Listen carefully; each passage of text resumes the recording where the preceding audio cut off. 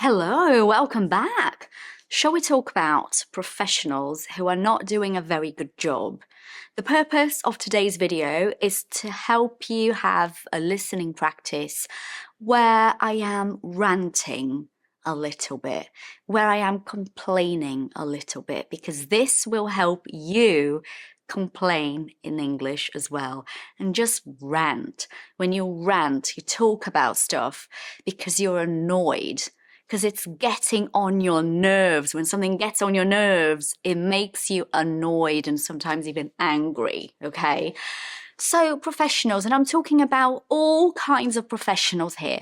I'm really talking about people who have a very good job that they have studied many years to be able to have, or they have their own business and they have invested a lot of time and energy in this business. But I am talking about anyone who just works, anyone who has a job, anyone who receives money for what they're doing, okay?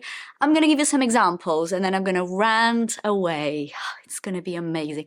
Rant away is just a way to say, just rant for a while. You know, just talk about this for a while. I'm going to complain away. We say away after a verb like this, meaning that it's going to be happening for a while, right? So, imagine this situation. It's my son's birthday. Yeah, and this is a real story, obviously. It's my son's birthday. The next day. So the day before, I think, great, I'm going to take him for a haircut because it's been really busy and couldn't get a slot. So do you know what? Let's just go now. We can just stop at a barber shop. So I'm like, great, let's do this. So we go to one barber shop and the gentleman is having lunch. So he tells us, oh, I'm just having lunch now. Could you come back in 20 minutes? It was empty. There was no one there. You could tell that he was not a very busy barber, that he was not having lots and lots of customers all the time. He really turned us away. He literally said, I'm not available now, come back later. Oh, Patricia, are you saying people are not allowed to have lunch? No. I am saying, however, that if I live in a country like Brazil, where it's not that easy to get customers, and I were struggling, I would put my lunch down, wash my hands and say, please take a seat. And I'll finish my lunch later after I've done whatever I had to do with that customer. That's what I'm saying, but that's all fine. We left, we went to another one. It was a lady, it was more like a hairdresser's rather than a barber shop. I go in, I have to say, she doesn't look like she's going to do a very good job. Whoa, why are you judging a book by its cover? Great expression. To judge a book by its cover means that you look at a book, you look at the cover, and if it's good, if you like the cover, you might like the book. If the book is great but the cover is bad, you're probably not even going to give it a go. Yeah, so we do that with people. We look at the person and we judge a book by its cover. I am judging a book by its cover, actually. She did not look like she was good. Anyway, I was desperate. So I said to the kid, yay, sit down, let's have it done. She starts. I can tell it's not going well. I have seen my son getting a haircut so many times, so I kind of know what to expect. And she's not doing that. She's doing something else. To cut a long story short, a great way to help you tell a story as well. So you're not going to keep talking for 10 hours, you're just going to cut it short. Kid finishes his haircut. I look at him and I honestly feel like crying. Or actually, I don't know if I felt like crying or laughing. It was the worst haircut in a kid I have ever seen. ever, ever. When my son was little, I used to cut his hair sometimes, just sometimes, and it was not even half as bad as what that lady managed to do. The kid had uneven hair, so when it's even, both sides are kind of the same length. It was uneven. The fringe, she gave him a fringe, and like in the middle of his forehead, and it was wonky like this. It was just the worst haircut in the world.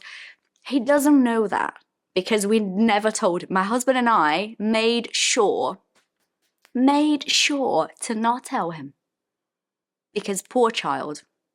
So he's completely unaware that he had the worst haircut of his life for his 10th birthday. He doesn't know that, but he will one day when he sees the pictures. Anyway, I'm thinking, for the love of God, you own a salon. She was the owner of the salon. You own a salon and you can't even do a basic kid's haircut. See where I'm going here? Do you see where the rant is going?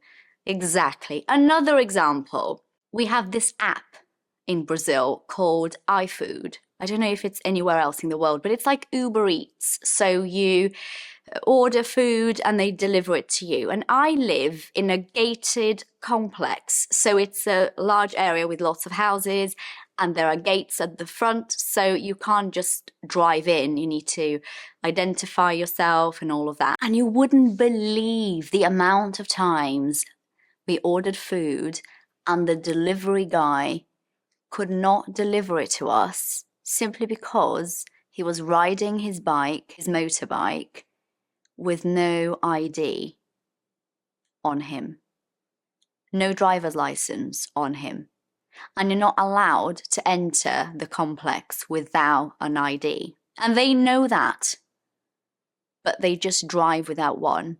So that happens often. Uber drivers. Again, I'll call an Uber, everything is okay. The driver, I'm not kidding, he drives all the way to the entrance of my gated complex where I live, and then he refuses to drive inside because it takes too long to identify himself at the entrance. Too long, meaning 5 minutes at most. Is that not part of the job though? Because if I called an Uber for my house number and you could see where it was, and you know this kind of big gated complex usually requires an ID, would you not then not drive all the way here only to have to turn your back and leave? So you've wasted petrol money, you've wasted your time for nothing. This one though, I was trying to get a quote for a specific service I wanted done. So I'm texting them because in Brazil, we kind of do everything just via WhatsApp. So I'm texting, and the first thing I ask is details about the service. Let me just make sure that you can offer what I need. Okay, got an okay, brilliant. Would you be able to tell me how much it costs? No. What? No. For me to tell you how much it costs, you have to come for a first consultation. I said, hold on a minute, that doesn't make sense because I'm not going to waste my time and your time going there and having this consultation if it's not something that I can afford. If it's not something I have the money for, if it's not something that I want to spend money on, if it's too much for me, it doesn't make any sense. I will book an appointment after I know how much it costs. Sorry, I can't tell you.